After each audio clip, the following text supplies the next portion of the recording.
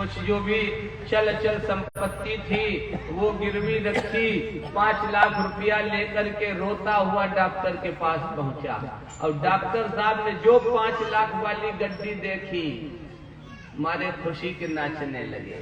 अब एक रो रहा उसी माया के कारण, और एक हंस रहा। परीक्षित जी मूल कथा कहाँ सुना रहे थे? बहुत बढ़िया बात बता रहा था।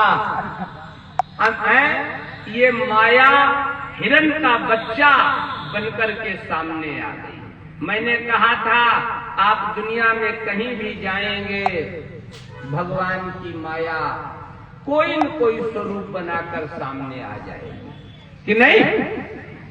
भरत जी विचार कर रहे, जिस माया के कारण घर छोड़ा, पत्नी छोड़ी, परिवार छोड़ा, धन दौलत, दुकान मकान सब छोड़ा, हमें लगता वो माया का स्वरूप बना करके सामने हिरण का बच्चा बन के आ गया। क्या करूं?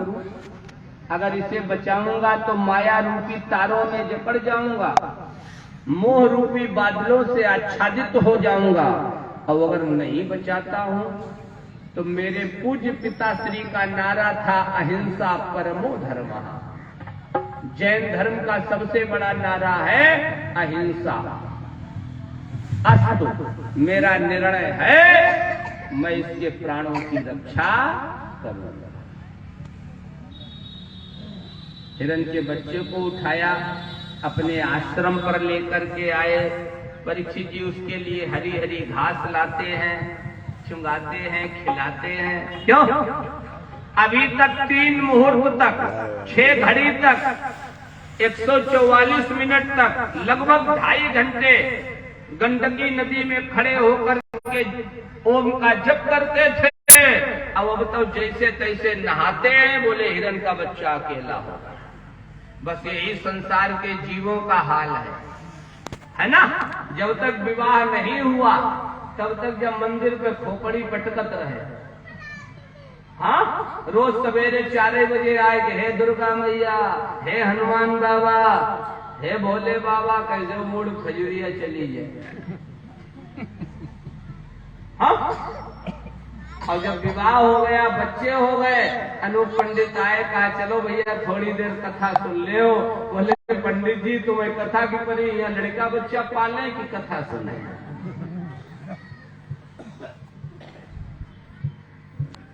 ये हाल है संसार के जीवों का।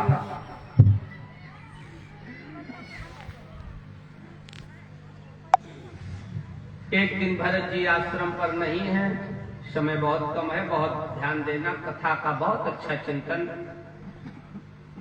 हिरणों की एक टोली आई।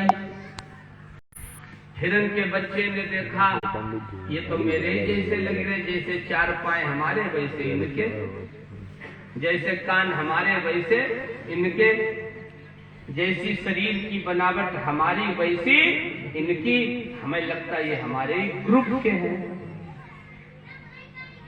हिरण का बच्चा उस हिरणों की टोली के साथ होकर के आश्रम से बहुत दूर चला गया।